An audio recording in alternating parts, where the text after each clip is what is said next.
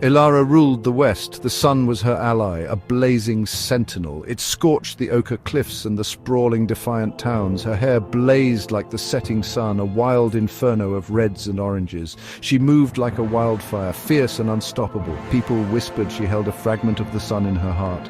A relentless ember that fueled her spirit kept her burning. She envisioned painting the world with colors unseen, visions forged in the heart of a blaze. Her laughter crackled like a roaring hearth.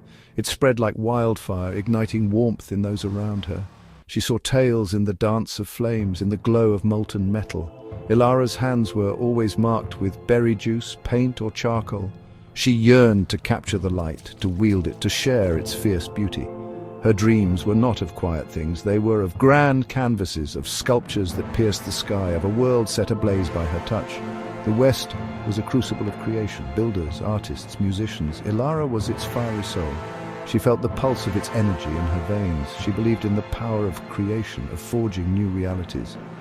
Her home was a forge of half-finished projects, scented with beeswax and drying paint. Each piece held a whisper of her spirit, a spark of her relentless creativity.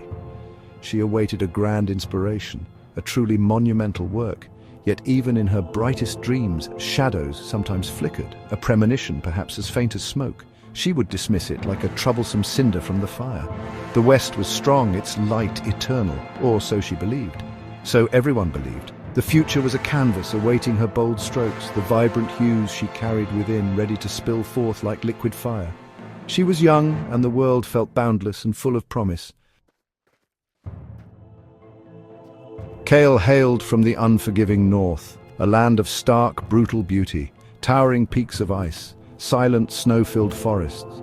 His eyes mirrored the winter sky, clear and unyielding. He moved with a quiet, lethal grace, like a wolf stalking through fresh snow. People whispered that his heart was forged from crystal, pure and unbreakable, reflecting the world with an unflinching clarity. He yearned to decipher the ancient patterns of the ice, the haunting songs of the glaciers, the timeless wisdom of the frozen earth. His voice was a whisper, rarely rising above the murmur of the wind. But when he spoke, his words carried the weight of mountains. He found solace in the stillness, in the intricate frost flowers that bloomed on frozen panes. Kale's hands were deft, sculpting intricate figures from bone and ice with a warrior's precision. He sought to capture the essence of stillness, the profound peace of the long, unforgiving winter nights. His dreams were not of chaos or noise. They were of perfect order, of silent understanding of a world held in delicate, icy balance. The North was a land of resilience. Hunters, scholars, mystics. Kale was the embodiment of its spirit. He felt the patient strength of the mountains coursing through his veins. He believed in the power of endurance, of weathering the storm and emerging with newfound clarity. His small dwelling was a sanctuary of quiet, filled with maps of stars and meticulously carved artifacts. Each piece was a testament to his patience, a fragment of his thoughtful soul. He searched for the silent truths hidden beneath the snow. Yet even in his most serene moments, a disquiet sometimes stirred, a feeling like the cracking of distant ice. He would watch the northern lights, their silent dance, a beautiful, unsettling mystery. The North was ancient. Its silence was profound, or so he thought, so everyone believed. The future was a vast white expanse, waiting for his careful footprints, for the understanding he sought in its frozen heart.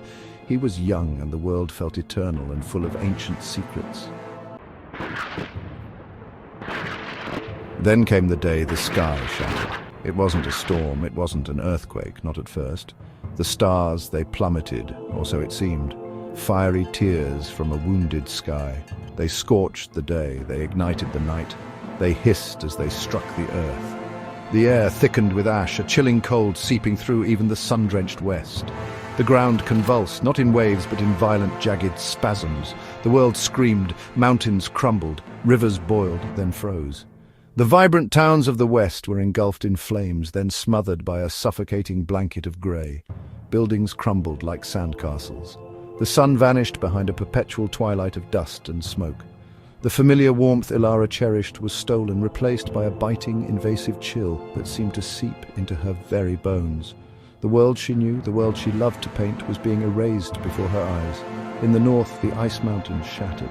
Ancient glaciers groaned and collapsed into the sea. The silent forests were flattened by unnatural winds that howled like tortured spirits. The cold deepened, but it was a wrong kind of cold, a dead cold. Not the life-affirming chill of winter, but the stillness of absolute desolation. The crystal clarity Cale sought was lost in a maelstrom of collapsing ice and shrieking darkness. The familiar patterns were shattered, replaced by a terrifying, unpredictable chaos. It was a catastrophe without name, without reason. The earth groaned under the assault. The sky wept ruin. There was no warning, no time to prepare. One moment, life; the next, a desperate fight for it. The dreams of Elara and Cale, so different yet so vivid, were shattered along with their worlds. All that remained was the struggle to breathe, to see, to simply exist in the ruins of what had been. The age of vibrant creation and silent wisdom was over. A new, terrible age had begun. Elara fled, the inferno at her heels. Debris cascaded from the heavens, a fiery rain of destruction. Her town, once a vibrant tapestry of life, lay in ruins, a graveyard of charred timbers and silent screams. She watched in horror as her canvases were consumed by flames, her sculptures crumbling to ash. The vibrant pigment she cherished turned to lifeless grey, indistinguishable from the rest of the devastation. Her heart, once a burning ember, felt smothered, choked by the dust and despair that hung heavy in the air. She lost everything. Friends, mentors, the faces she loved, the hands that had guided her, vanished into the chaos. Each loss was a fresh wound, tearing at the fabric of her spirit. The warmth she carried within her flickered dangerously low, a candle in a storm. For days she wandered through the ruins, calling out names that received no answer but the echo of her own voice, hollow and afraid. The west wind, once a playful carrier of scents and songs, now bore only the stench of burning and the taste of sorrow. Her dreams of grand art were reduced to ashes. How could she paint a world that was only grey and broken? What colours could capture such profound loss? The light she had sought to capture was gone, swallowed by an unending gloom. Her hands, once eager to create, now clenched into fists, scraped and raw from scrambling over rubble. The fire in her soul, her defining spark, was reduced to a desperate, stubborn glow, fighting against an overwhelming darkness. Survival became her only art, finding water that wasn't poisoned, finding shelter from the biting winds and the toxic ash. Each sunrise, if it could be called that, through the thick pall was a grim reminder of what was lost. The west was a graveyard. Its vibrant energy was extinguished. Elara was a ghost haunting its remains, a tiny flicker of defiance in a landscape of utter desolation. She carried the memory of warmth like a secret, a fragile ember cupped in her hands. Chapter 5. The North's Icy Shroud. Cale stood as the ice shattered beneath his feet. The ancient silent peaks, his steadfast companions, groaned and split asunder. Avalanches of unimaginable scale thundered down, obliterating villages, rewriting the landscape in mere moments. The crystalline caves, once sanctuaries of wisdom, collapsed into jagged maws of despair. His meticulously carved figures, records of a silent world, were devoured by the churning ice and howling alien winds. His heart, a crystal core, felt fractured by the relentless violence. He saw his people scattered, the stoic hunters, the wise elders, all displaced. Many were lost to the shifting ice, swallowed by sudden crevasses that split the earth. Each empty space where a familiar face should have been was a new shard of agony. The stillness he cherished was replaced by a terrifying, unending roar of destruction. For weeks he traversed a transformed north, a landscape of broken ice and terrifying new chasms. The silence he once knew replaced by the screams of a dying world. His dreams of deciphering ancient patterns were shattered. The patterns were obliterated, lost to chaos. How could he find order in such utter chaos? What wisdom could be gleaned from a world driven mad? His hands, once skilled in delicate carving, now clawed for purchase on treacherous slopes, digging for shelter in the frozen alien ground. The clarity he sought was clouded by grief and the pervasive, gritty dust mingling with the snow. Endurance became his sole focus, navigating paths through the newly formed icefalls, seeking refuge from the bitter, unnatural cold that pierced even the thickest furs. Each glimpse of the changed constellations through rents in the dark sky was a stark reminder of the broken order. The North had become a tomb of ice, its ancient resilience tested beyond measure. Cale stood as a solitary figure against a backdrop of colossal ruin, his quiet strength a silent vow in a world screaming its agony. Chapter 6. Footprints in the grey. Elara trudged through the wasteland. She left behind the smouldering corpse of the west. Her feet, raw and bleeding, marked her path. Her throat, a desert, yet the ember in her heart, though faint, refused to die. It drove her forward, one agonizing step, then another, through landscapes of grey dust and twisted metal, remnants of a world torn asunder, past silent skeletal trees that clawed at the oppressive sky like the fingers of the damned. She bore nothing but the tattered clothes on her back and a fierce, desperate hope for something beyond the ruin, a reason to keep that ember alive. She saw others, lost souls, some huddled in fear, some driven mad by grief. Few had her spark, many had surrendered to despair, their eyes as lifeless as the ash that blanketed everything. Elara learned to be wary, she learned to be silent, but sometimes she would leave a mark, a crude drawing scratched in the dust. A splash of berry juice on a grey rock if she found any, a tiny act of defiance, a whisper, that colour, that life still remembered itself. Cale moved. He moved south, away from the wrath of the ice. The north had become a land of treacherous, shifting glaciers and bottomless crevasses. His progress was slow, deliberate. Each step was a calculated risk. He observed the new, harsh world with his usual quiet intensity. The patterns were different now, brutal and stark, but they were still patterns. He learned to read the whispers of the changing winds, the groans of the unstable earth. He encountered survivors too, figures cloaked in despair, their resilience frozen. Cale, with his quiet strength, sometimes offered a steadying presence, a shared moment of silence that spoke more than words. He didn't offer false hope. He offered only the harsh truth of survival, a shared breath in the cold. He was a point of stillness in a world gone mad. He carried the memory of clarity like a hidden crystal, searching for a place where it might reflect something other than desolation. In a realm neither west nor north, it happened. A desolate valley ravaged by fire, now gripped by an unnatural frost. Elara, huddled by a feeble fire coaxed from damp twigs, saw a shadow emerge from the grey mist, tall, silent, moving with a deliberate, almost predatory grace. His eyes, when they finally met hers, were the piercing blue of a winter sky, so unlike the warm brown eyes of her kin. There was a stillness about him, both unsettling and magnetic. Cale saw the fire first, a lone orange spark in the vast chilling grey. It was the first true warmth he had felt in months.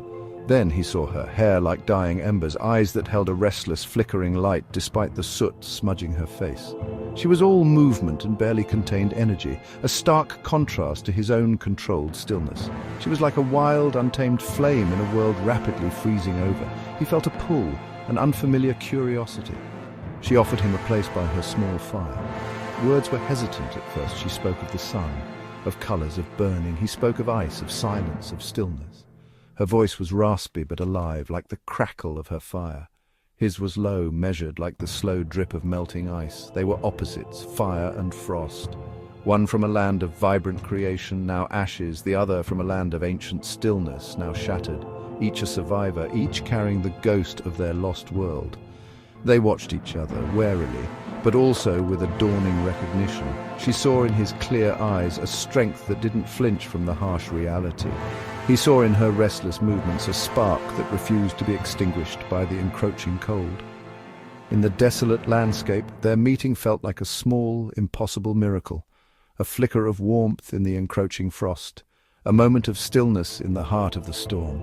Two lonely paths converging in the ruins. Days bled into weeks. They journeyed together, slowly, warily. Elara's fierce energy was tempered by Cale's meticulous strategy. His silent vigilance often shielded them from lurking perils. Her knack for finding kindling to summon life from the most desolate places brought a fleeting comfort to their harsh reality. She would recount the blazing sunsets of the west, her words painting vivid images in the ashen air. He would share the ancient wisdom of the northern stars, their patterns now etched in memory, not sight. She taught him the essence of warmth, not just the searing heat of a fire, but the warmth of a shared tale, a hopeful glance. He in turn revealed to her the power in stillness, the clarity that could be unearthed even in desolation. Her restless ember found an unexpected solace in his calm presence. His crystal core, so often reflecting only harsh truths, began to catch the light of her indomitable spirit. They were different, undeniably, but the edges of their differences began to blur, to complement. One fateful evening, Ilara discovered a patch of tenacious wildflowers, their colours muted yet defiant against the grey. She plucked one, a tiny purple bloom, and tucked it into Cale's weathered tunic, a small gesture. He gazed at the flower, then at her. A flicker of something new ignited in his winter sky eyes. Later, he carved a tiny bird from a piece of charred wood, its form surprisingly delicate. He presented it to her. It was rough, but it whispered of the beauty they had both lost. Their bond deepened, mostly unspoken, forged in shared hardship, tempered by mutual respect. Her fire did not melt his ice. His ice did not extinguish her fire. Instead, something new was emerging. Her warmth made his stillness less stark. His clarity gave her energy, purpose. In the heart of a shattered world, they discovered a strange harmony, a dance of opposites, a fragile alliance against the encroaching despair. They were beginning to see a path forward together. They discovered a sanctuary, a hidden valley where a pure stream whispered secrets, where the grey dust dared not linger, where defiant trees clung to life with fierce resolve. It wasn't the vibrant west, nor the majestic north. It was a land scarred by time, yet it held a promise, a place to cease their endless flight, a place to forge a new beginning. They chose to stay, their decision sealed with a silent, knowing glance. Ilara, with her heart of fire, breathed life into the wounded earth. She unearthed seeds, miraculously preserved. She planted them with hope. Cale, with his core of ice, crafted with meticulous hands, a shelter sturdy and unyielding. He fortified the valley against the relentless winds. She brought color to their world, painting stones with berry juice, weaving grasses into vibrant mats. He instilled order, a quiet rhythm to their days, a sense of resilient peace. Other survivors were drawn to the valley, enticed by the distant flicker of their fire, by whispers of a sanctuary. Ilara welcomed them with her fiery warmth. Cale offered his steadfast strength, his practical wisdom. A small community began to take shape. A patchwork of broken souls learning to heal together. They were not rebuilding the old world, that was lost to the ages. They were forging something new, something resilient, born from the ashes and the ice. Love blossomed there, quietly, steadily, like the first green shoots piercing through the scarred earth. Ilara and Cale, fire and ice. They had found more than mere survival. They had found each other. In their union, there was a profound hope, a testament that even in a world shattered and remade by catastrophe, life could find a way, beauty could re-emerge, and love, in its most unexpected forms, could lay the foundation for a new dawn, a new beginning from the deepest of scars.